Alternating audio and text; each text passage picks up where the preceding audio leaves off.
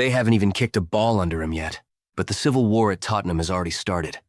Roberto De Zerbi was supposed to be the man to bring vibes and attacking flair back to North London, but instead, he's brought a shadow that most Spurs fans spent years trying to escape. By publicly backing Mason Greenwood, De Zerbi hasn't just made a comment about a player, he's sent a signal to the entire Premier League that he might not understand the club he's just walked into. And in a place as fragile as Tottenham, that lack of emotional awareness is exactly how the next great collapse begins. The honeymoon period for a new manager usually lasts at least until the first preseason defeat, but for Roberto De Zerbi at Tottenham, it might have ended before he even put on the training gear. You see, the Premier League isn't just about tactical periodization or high-pressing triggers anymore. It's about identity. It's about what a club stands for. And for Tottenham Hotspur, a club that has spent the last decade desperately trying to prove they belong at the elite table, this latest development isn't just a PR hiccup. It is a fundamental warning sign. The backlash from the supporters groups regarding De Zerbi's previous public defense of Mason Greenwood isn't just noise or Twitter outrage. It's a deep-rooted fear that the club is hiring a man whose moral compass might be at odds with the very community he's supposed to lead. When De Zerbi spoke out in support of Greenwood during their time in Marseille, he likely thought he was being a football man, defending a talent, showing loyalty to his squad. But in the cold, unforgiving light of North London, that loyalty looks like a liability. It looks like a lack of judgment. The media in England loves a tactical genius. They want to talk about how De Zerbi will use Mickey van de Ven's pace, or how he'll unlock James Maddison. But they are ignoring the uncomfortable truth. You cannot lead a club like Tottenham if you start by alienating the soul of the stadium. The supporters groups are revolted, and they have every right to be.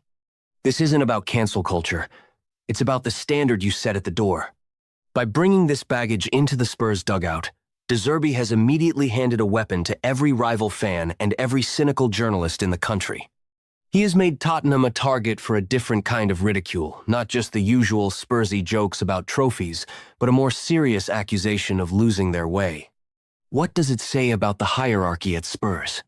Did Daniel Levy and the board ignore these comments during the vetting process? Or did they simply decide that De Zerbi ball was worth the reputational cost?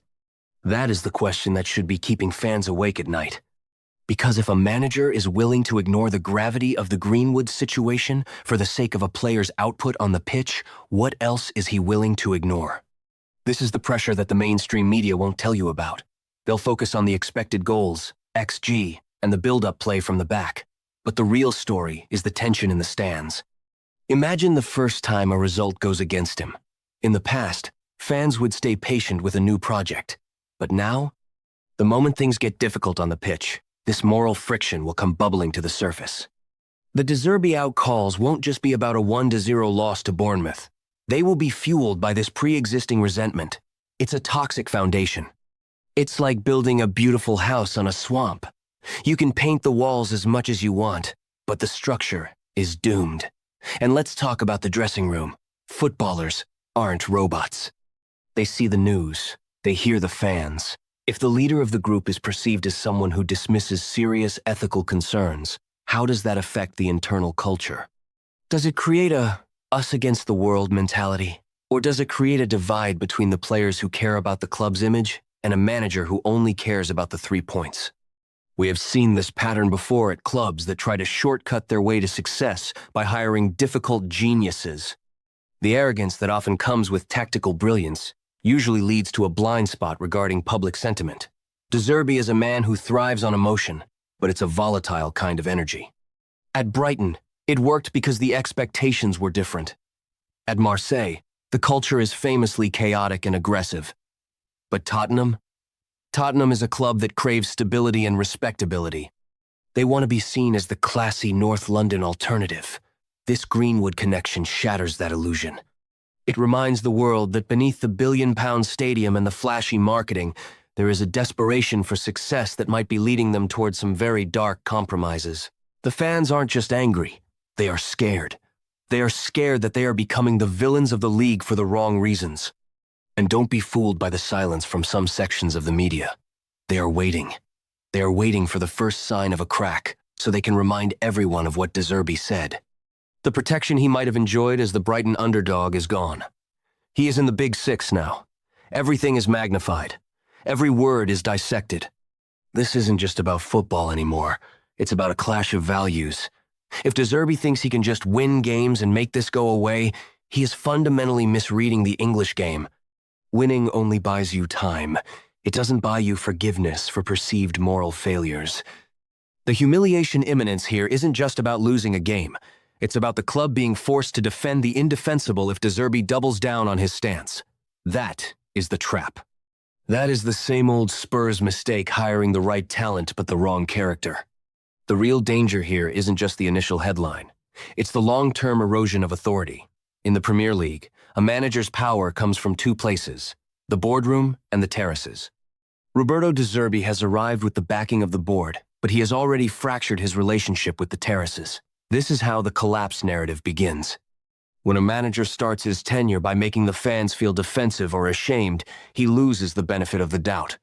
In England, the media is a shark that smells blood in the water, and they have just spotted a massive moral wound in the Tottenham dugout. They won't attack him for his tactics, yet they'll wait.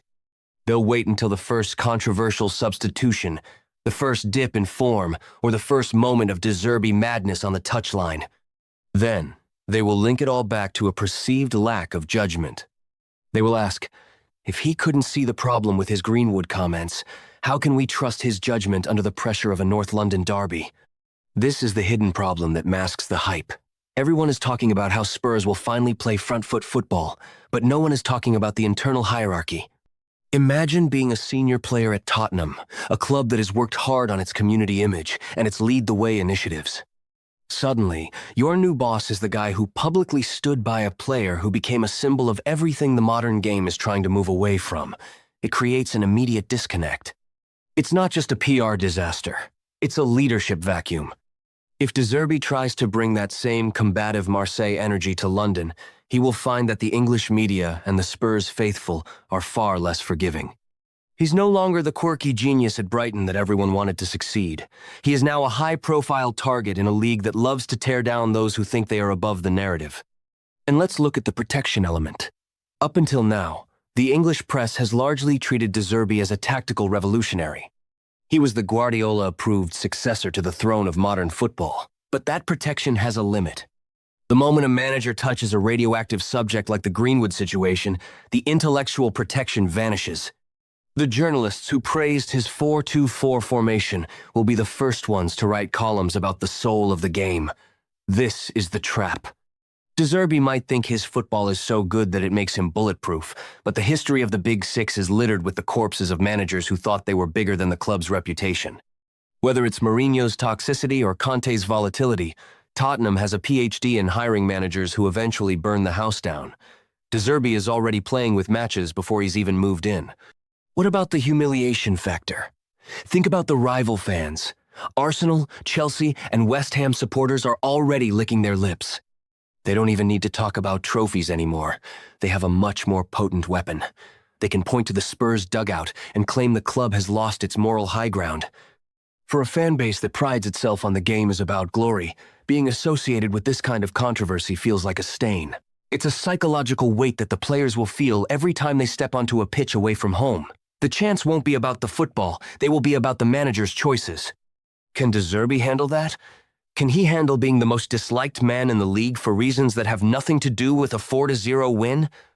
This is where the fragility of the Spurs project is exposed. Daniel Levy has always been a man who prioritizes the brand, the stadium, the NFL deals, the concerts. It's all about the brand. By allowing this De Zerbi Greenwood narrative to take root, Levy has risked the very thing he values most. It suggests a level of desperation. It suggests that Spurs are so desperate for a winner that they are willing to ignore the baggage that comes with him. But here is the kicker. De Zerbi hasn't won anything yet. He is a vibes manager with a high ceiling but no silverware to show for it in England. To take a moral hit for a manager who is a guaranteed winner like Ancelotti is one thing. To take it for a tactical experimentalist is a massive gamble that could backfire spectacularly. Ultimately, this is about the false narrative of the new era. The club wants you to believe this is a fresh start, a return to attacking football and joy. But underneath, there is a simmering war. The supporters groups aren't going to let this go. They will be watching every interview, every press conference, looking for a sign that De Zerbi gets it. If he remains defiant, if he suggests the fans are wrong to be upset, the bridge will be burned before it's even built. We are witnessing the preparation for a future humiliation, not one that happens on the scoreboard, but one that happens in the identity of the club. Tottenham Hotspur is at risk of becoming a small club in spirit, prioritizing a coach's ego over the values of its community. And in the Premier League, once you lose your soul, the results on the pitch usually follow it down. The cracks aren't just appearing, they are widening, and De Zerbi hasn't even coached his first session. This is the truth the media won't tell you. Spurs might have hired a genius, but they may have also hired their own downfall.